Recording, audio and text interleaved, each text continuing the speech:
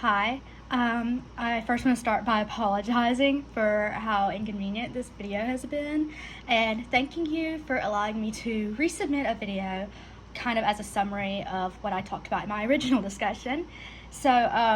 My chapter that I was given for this video presentation was chapter 13, and I specifically liked chapter 13.4, which is all about family dynamics and middle age. So that's the section that I chose to talk on.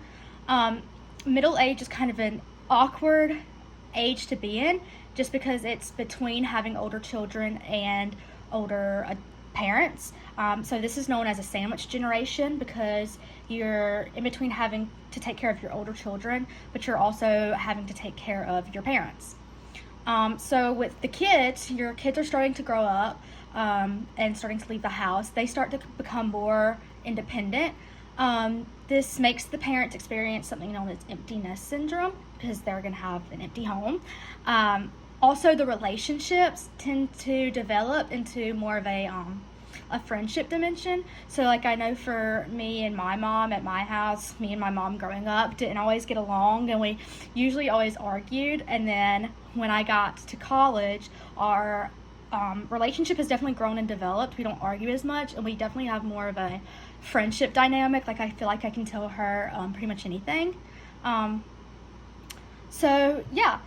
The parents start to feel empty nest syndrome because they have an empty house. However, lately, ever since the pandemic, most empty nest homes are short-lived because the kids are starting to return home. This is known as boomerang kids.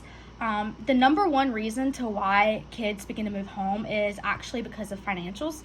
So, like for an example, in my household, my brother recently, this past year, graduated from our community college. He did their electrical program.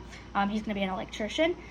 So after he graduated, he's now working full-time, and he has moved out to start a new life. But he actually had to come back home because there's just nowhere for him to live with what he's making right now. Around where we are, the rent is so high anywhere. So he actually has returned home. As for the older parents, when it comes to middle-agedhood, you're having to take care of your older parents who are either mentally or physically just not what they used to be. Most feel a familial obligation to take care of aging parents because they feel like they owe it to them. Another really big changing family dynamic when it comes to middle-agedhood is grandparenthood. Most people become a grandparent in their 40s to 50s. Many use this new status as a way to pass on family history and tradition. So for my grandparents, my granddad, one thing that he did growing up was he helped his mom make fruitcake every year for Christmas. So every year for Christmas, now that his mom has passed and now that he's my granddad, he has taught me her recipe for fruitcake.